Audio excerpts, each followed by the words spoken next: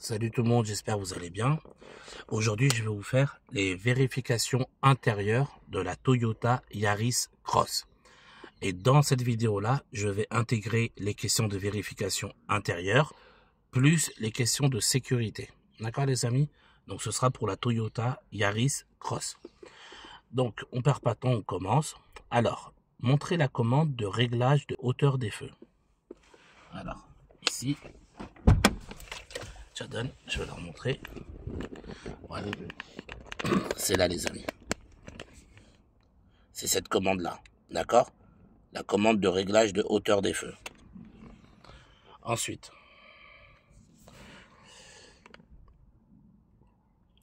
Pourquoi doit-on régler la hauteur des feux? La réponse est pour ne pas éblouir les autres usagers.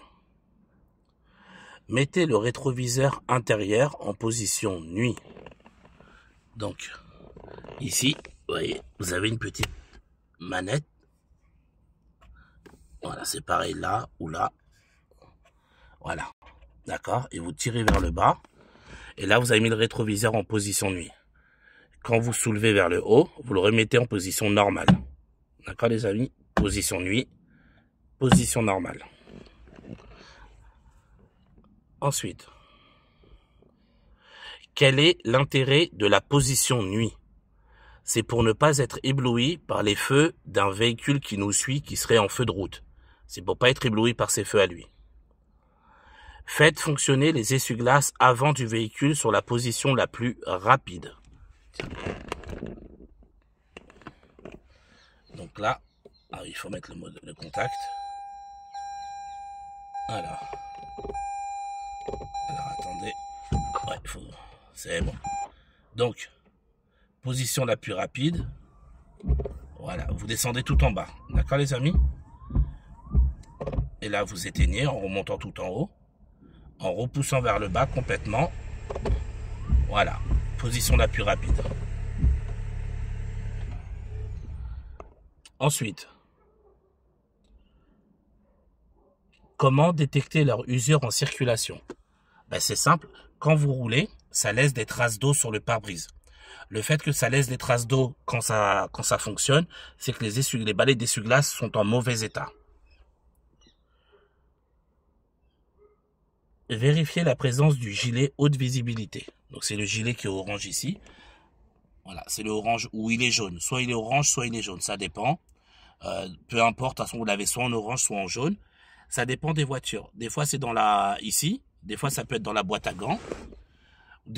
Voilà, des fois ça peut être là, ça dépend. Chaque conducteur a un peu sa manière. N'hésitez pas à demander à votre moniteur ou votre monitrice où il a mis le gilet jaune. Ou à quel endroit exact il l'a mis. D'accord les amis? C'est ce qu'on appelle le gilet haute visibilité. En cas de panne ou d'accident, quel autre accessoire de sécurité est obligatoire? C'est le triangle de pré-signalisation. Vérifiez la présence du certificat d'immatriculation du véhicule ou bien ce qu'on appelle la carte grise. Alors pareil, ça va dépendre de votre moniteur, votre monitrice, parce que vous avez des moniteurs qui gardent les papiers sur eux, vous avez des moniteurs qui vont mettre les papiers ici, vous avez des moniteurs qui vont mettre les papiers là, ou qui vont mettre dans la boîte à gants. Ça dépend, d'accord? Donc avant même de commencer l'examen, demandez au moniteur où est-ce que vous mettez la carte grise. D'accord? Comme ça, moi, vous saurez. Quels sont les deux autres documents obligatoires à présenter en cas de contrôle par les forces de l'ordre? Alors, vous avez l'attestation et le permis de conduire. Mais, depuis le 1er avril, je crois, 2024, le papier de l'assurance n'est plus obligatoire. Parce que maintenant, la police, ils vous demandent plus le papier de l'assurance. Donc, normalement, cette question-là, elle devrait plus exister. Mais, voilà, quoi qu'il arrive, les deux papiers obligatoires avec la carte grise, c'est assurance et permis de conduire. Mais encore une fois, pour l'assurance, normalement, la police, ils vous demandent plus ce papier-là. Donc, c'est plus un papier obligatoire. D'accord? Montrez l'indicateur de niveau de carburant. Alors, montre l'écran devant.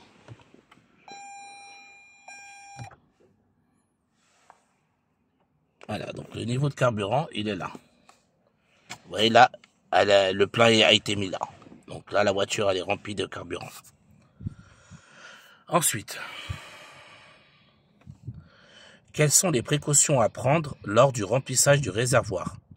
Donc les précautions à prendre, c'est d'arrêter le moteur, ne pas fumer et ne pas téléphoner. Actionnez le dégivrage de la lunette arrière et montrez le voyant ou le repère correspondant. Donc c'est ici, c'est là où il y a écrit REAR. Et là, vous voyez, il y a le bouton R-E-A-R. D'accord? C'est pour le dégivrage de la lunette arrière. Et quand vous appuyez, vous avez le bouton qui s'allume ici. D'accord, les amis? Ensuite, alors, tac, je retrouve. Quelle peut être la conséquence d'une panne de dégivrage de la lunette arrière? La conséquence est une insuffisance ou une absence de visibilité vers l'arrière. Montrez le voyant d'alerte signalant une pression insuffisante d'huile dans le moteur. Alors, tac, dans cette voiture, où est-ce qu'il se trouve? Alors, attendez, parce que je la connais pas bien la voiture. Alors, parce qu'il y a des voitures, vous avez le voyant, et vous avez des voitures, c'est un message qui s'affiche. Donc ça dépend des voitures. C'est pour ça, alors attendez. Ouais, dans cette voiture, il n'y a pas. C'est bien ce que je disais. Dans cette voiture, il n'y a pas de voyant d'huile. C'est un message qui s'affiche pour vous dire, attention, il manque de l'huile ou il n'y a plus d'huile. D'accord, les amis?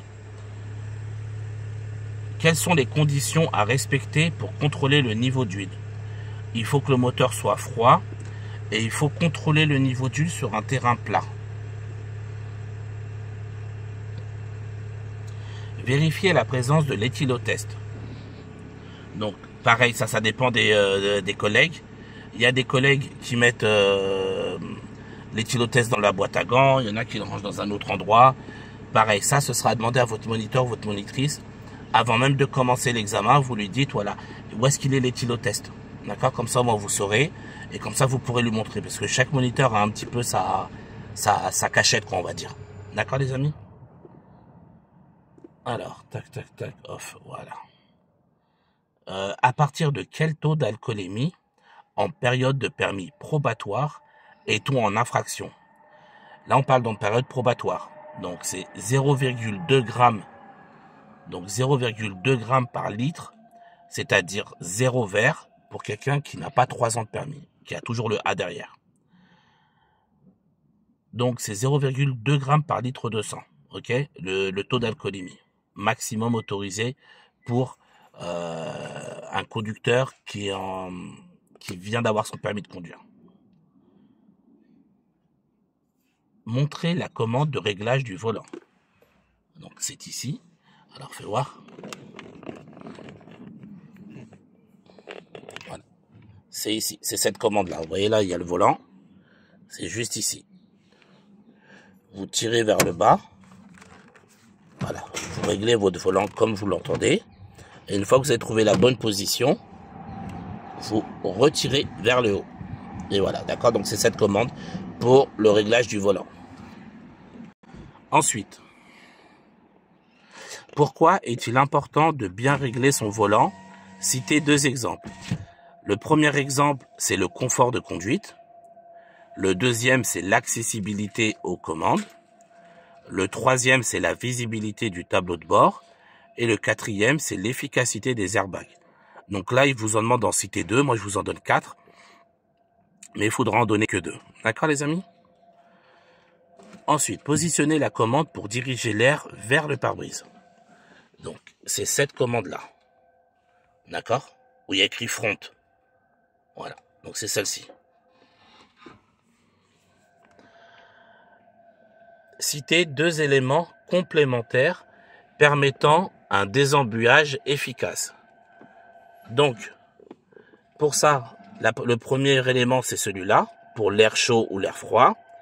Et le deuxième, c'est la vitesse. Donc, c'est ici.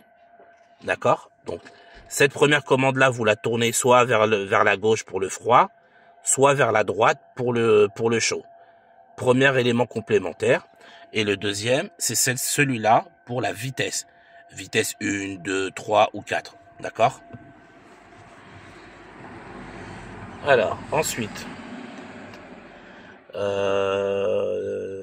montrer le voyant d'alerte signalant un défaut de batterie. Alors, je crois que c'est pareil dans cette voiture. Alors, on va vérifier ensemble. Voilà, vous voyez, on ne le voit pas, le voyant de batterie. Ouais, normalement, on est censé le voir. Alors, attendez. Donc, si on ne le voit pas, c'est que c'est un message qui va s'afficher. D'accord, je vais réessayer encore une fois. Ouais, vous voyez, on ne voit pas le voyant de batterie. À part si j'ai mal regardé. Je réessaye encore une fois pour être sûr. Ouais, on le voit pas. Hein. D'accord, les amis? Voilà. Donc là.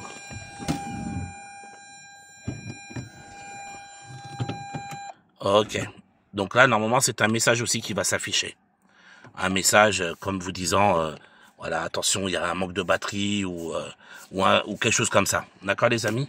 Voilà. Ça dépend des voitures. Comme il y a beaucoup de modèles différents, chacun a un peu sa méthode. Moi, par exemple, ma voiture à moi, c'est pareil, c'est un message. Je n'ai pas de voyant. C'est un message qui s'affiche. Donc voilà. Dans cette voiture-là, j'ai pas vu de voyant. Donc c'est un message qui va s'afficher soit ici, ou soit il va s'afficher sur l'écran principal. D'accord, les amis? Alors, voyons. Qu'est-ce qui peut provoquer la décharge de la batterie quand le moteur est éteint? Ce qui peut provoquer, c'est la décharge, c'est les feux ou les accessoires électriques qui seraient en fonctionnement alors que le moteur est éteint. De quelle couleur est le voyant qui indique une défaillance du système de freinage? Il est de couleur rouge, le voyant. Quel est le risque de circuler avec un frein de parking mal desserré? Le risque, c'est une dégradation du système de freinage. Montrer le voyant d'alerte signalant une température trop élevée du liquide de refroidissement. Donc je pense que ça va être pareil aussi ici, les amis. Voilà. Ouais. Vous voyez, il n'y a pas de voyant du liquide de refroidissement. Normalement, il devrait s'afficher là. Ouais. Vous voyez, donc là, vous voyez, il n'y a écrit pas de message. Voilà, c'est comme ça que la voiture fonctionne. S'il y a un problème, elle vous mettra le message, vous dire, voilà, défaillance des freins ou défaillance de la batterie ou remettez du liquide de refroidissement. C'est un message qui s'affichera normalement. Parce que là, vous voyez, il n'y a aucun voyant de liquide de refroidissement. Je réessaye encore une fois.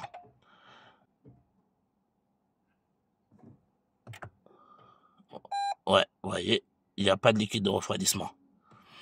Donc voilà, les amis. Ensuite, quelle est la conséquence d'une température trop élevée de ce liquide? La conséquence, c'est une surchauffe ou une casse du moteur. Montrer le voyant signalant la mauvaise fermeture d'une portière. Donc là, je vais ouvrir ma portière. Ok, je vais l'ouvrir et normalement, on devrait voir le voyant d'une porte. Voilà, vous voyez. Là, je referme bien. Là, il n'y a pas de message, vous voyez. Et là, je vais ouvrir. Et là, vous allez voir, il y aura un message. Voilà, là, il y a le petit dessin. Avec la portière mal fermée. D'accord, les amis? Alors, ensuite, quelles précautions dois-je prendre pour que les enfants installés à l'arrière ne puissent pas ouvrir leur portière?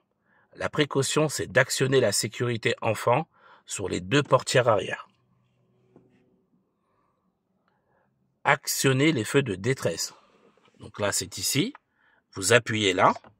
Et là, vous allez voir les deux clignotants qui s'allument. C'est-à-dire que là, vos feux de détresse sont activés. Quand les utilise-t-on? On les utilise en cas de panne, d'accident ou de ralentissement important. Quand on est le dernier sur l'autoroute, par exemple. Montrer la commande permettant d'actionner le régulateur de vitesse. Alors, la commande pour le régulateur de vitesse, c'est celle-ci, les amis. Ouais, c'est ici. D'accord? Ici pour le régulateur de vitesse. Ensuite, sans actionner la commande du régulateur, comment le désactiver rapidement?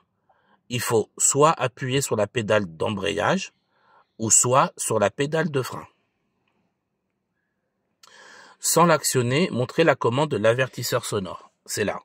D'accord? Alors, vous n'aurez pas besoin d'appuyer, il faudra juste le montrer. C'est ici.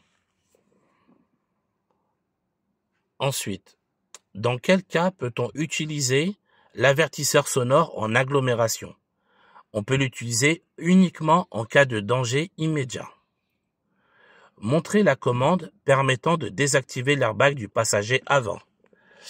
Alors, sur cette voiture, où est-ce qu'il se trouve? Alors, attendez. Essaie d'ouvrir la portière. Ouvre. Regarde s'il n'y a pas un bouton sur le côté, là. C'est Ouais. il y a écrit airbag. Il y a écrit airbag, ben c'est là, là. Voilà. Tiens, filme-le. Et tu leur montres. Voilà. Et il faudra le mettre du côté off. D'accord? Voilà. Il y a on et off, normalement. C'est ça, hein, il y a écrit on, off. Oui. Voilà. Il faudra le mettre sur le côté off.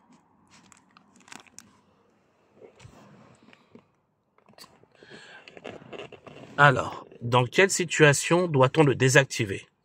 On doit le désactiver lors du transport d'un enfant à l'avant dans un siège auto dos à la route. Montrez le voyant signalant l'absence de bouclage de la ceinture de sécurité conducteur. Donc là, le voyant, il est là. Voilà, vous voyez, il est là. Voilà. C'est celui qui vous dit qu'il n'y a pas de ceinture de sécurité pour le conducteur. En règle générale, à partir de quel âge un enfant peut-il être installé sur le siège passager avant du véhicule? Dis-nous. 10 ans. C'est ça, à partir de 10 ans. Vérifiez la présence de l'attestation d'assurance du véhicule et de sa vignette sur le pare-brise. Donc, comme je vous disais tout à l'heure, les amis, depuis le 1er avril, je crois que c'est le 1er avril 2024, l'assurance n'est plus obligatoire. Donc, du coup, la police ne vous demandera plus le voyant le papier d'assurance ni la vignette sur le pare-brise. Donc, normalement, cette question-là, vous ne devriez pas l'avoir au permis. Bon, si vous l'avez, vous saurez quoi répondre à l'inspecteur, mais normalement, vous ne l'aurez pas, au cas où la vignette, elle se trouve là. Vous voyez, c'est ça là, la vignette et le papier de l'assurance, normalement le moniteur là. Mais comme je vous ai dit, cette question-là, normalement, ne fait plus partie des questions parce qu'il y a un changement de loi là, courant 2024. Alors, quels sont les 2 autres documents obligatoires à présenter en cas de contrôle par les forces de l'ordre? Ce sera le certificat d'immatriculation et le permis de conduire. Allumez les feux de brouillard arrière et montrez le voyant correspondant. Alors, pour ça, vous avez 2 choses. Soit il faut appuyer sur ce bouton-là, d'accord, pour mettre le contact électrique. Alors, attendez.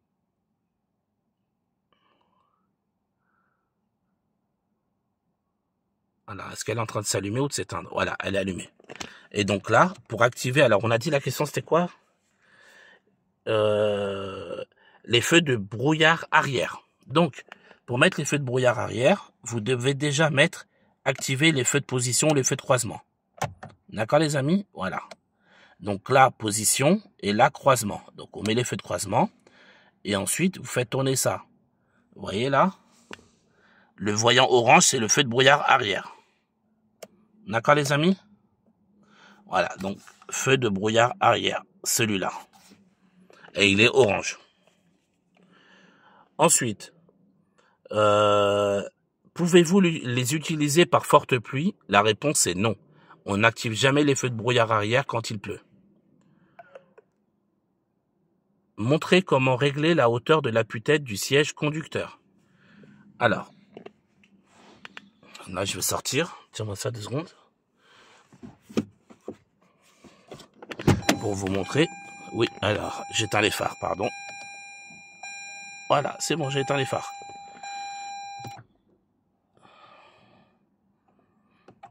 Voilà.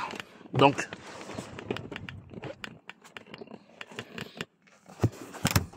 voilà.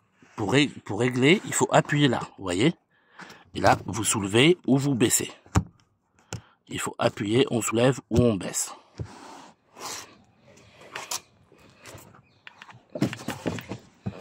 Alors, ensuite,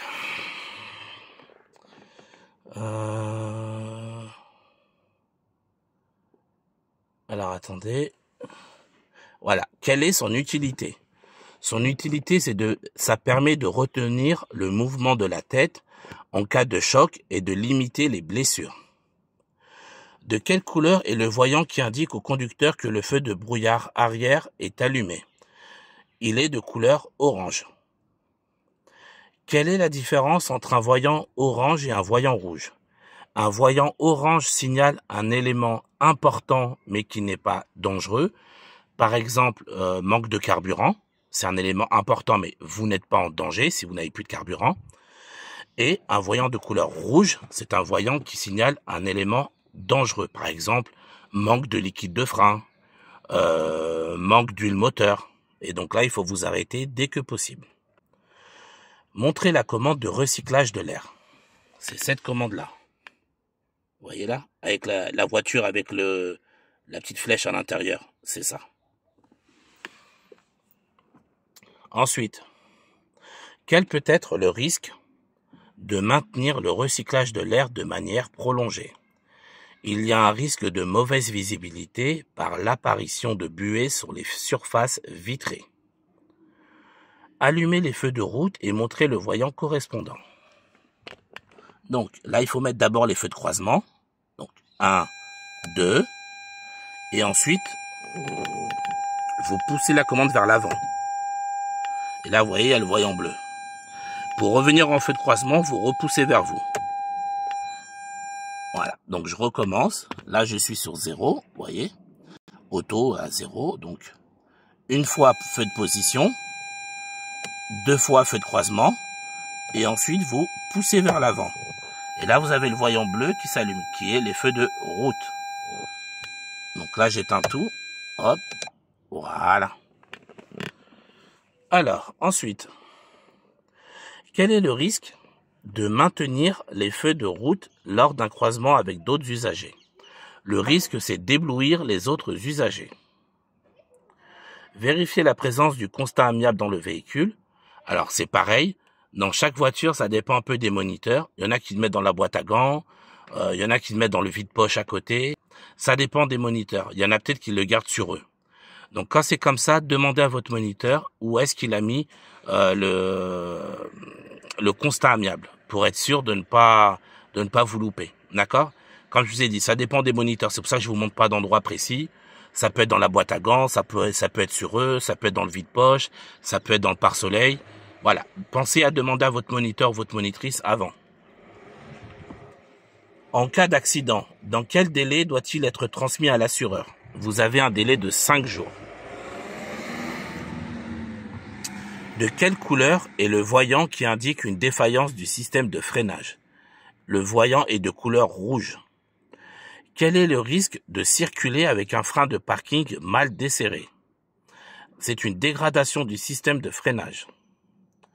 Si le véhicule en est équipé, montrez la commande du limiteur de vitesse. Alors, logiquement, donc je crois que au-dessus, c'est le régulateur de vitesse et quand vous appuyez vers le bas, c'est le limiteur. D'accord les amis? Alors attendez. On va essayer, voilà. Non, c'est pas ça là. Voilà, il faut que je rallume. Ok, donc, on va essayer. Donc, en bas, c'est le limiteur. Voilà. Ouais, c'est ça. Donc, en haut, c'est régulateur.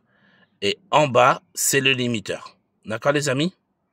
Voilà, en haut, régulateur. En bas, limiteur. Alors, ensuite, quelle est l'utilité d'un limiteur de vitesse? C'est de ne pas dépasser la vitesse programmée par le conducteur. Faites fonctionner l'essuie-glace arrière du véhicule. Donc pour l'arrière, c'est cette commande-là. D'accord? Alors attendez, je crois qu'il faut que je démarre le moteur. Voilà, donc je démarre et là je tourne. Voilà, donc là vous voyez là, le petit trait il est devant le 0. Et si on soulève une fois vers le haut, vous allez voir l'arrière.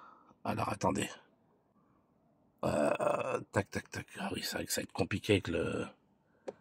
Normalement, vous allez le voir. Vous le voyez là? Voilà. J'éteins, je rallume. Voilà. Donc, c'est ça.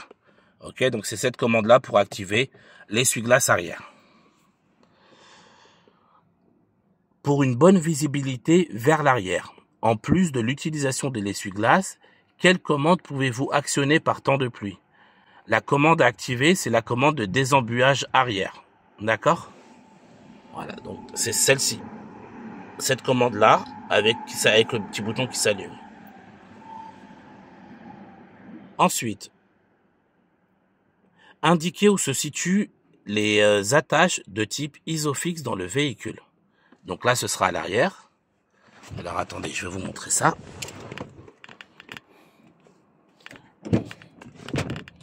Voilà, c'est ici. D'accord? C'est ce petit voyant-là, ISOFIX. D'accord? Voilà, normalement, je crois que ça s'enlève. Et on fixe le siège enfant ici.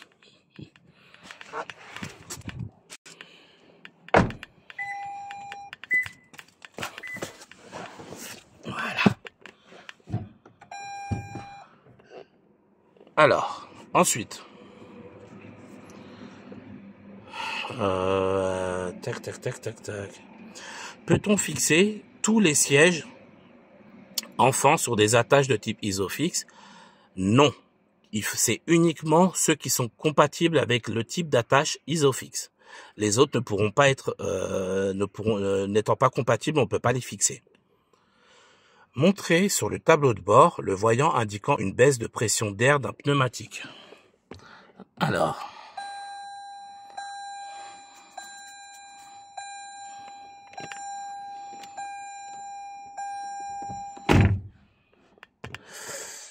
Alors on attend. C'est celui-là. Il est là. Alors je vais éteindre. Je vais redémarrer. C'est celui-là là. Vous voyez où il y a mon doigt? C'est celui-là, le orange là, avec le petit point d'exclamation. Alors. Quels sont... Alors attendez.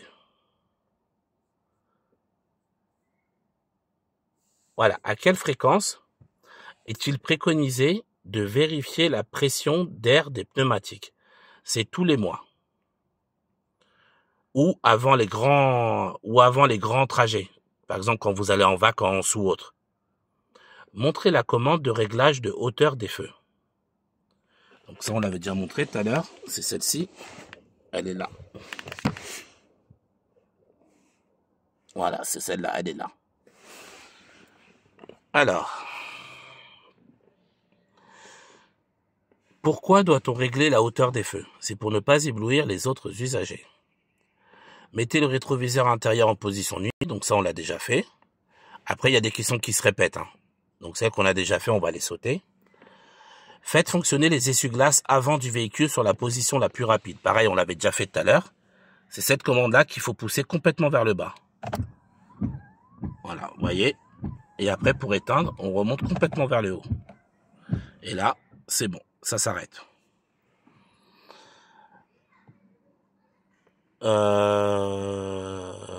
Vérifier la présence du gilet haute visibilité. Pareil, c'est fait. On l'a déjà fait tout à l'heure. Actionner le dégivrage de la lunette arrière. On l'a fait. Montrer le voyant d'alerte signalant une pression insuffisante d'huile. On l'a fait tout à l'heure. Je vous avais dit que c'était un message. Pareil pour la présence de l'éthylothèse, qui sont déjà tombées. La commande pour diriger l'air vers le pare-brise aussi. De quelle couleur est le voyant qui indique une défaillance du système de freinage? Voilà, c'est rouge. On l'a déjà fait aussi. Liquide de refroidissement, on l'a fait. Actionner les feux de détresse, on l'a fait. Montrer la commande permettant de désactiver l'airbag on l'a fait tout à l'heure. Montrer le voyant signalant l'absence de bouclage ceinture, on l'a fait. Allumer les feux de brouillard arrière, on l'a fait. Montrer la commande de recyclage de l'air, on l'a fait. Les feux de route, on l'a fait. Faites fonctionner l'essuie-glace arrière, c'est bon, je vous l'ai montré. Montrer le voyant indiquant une baisse de pression des pneus, on l'a fait aussi. Donc voilà les amis, on a fini les questions de vérification intérieure pour la Toyota Yaris Cross. Et rappelez-vous, je vous avais dit, c'est vérification intérieure plus question de sécurité. Je vous ai mis les deux dans la même vidéo. Donc voilà, moi j'espère que cette vidéo-là va vous aider. Moi je vous dis bon courage à tous, prenez soin de vous et à bientôt.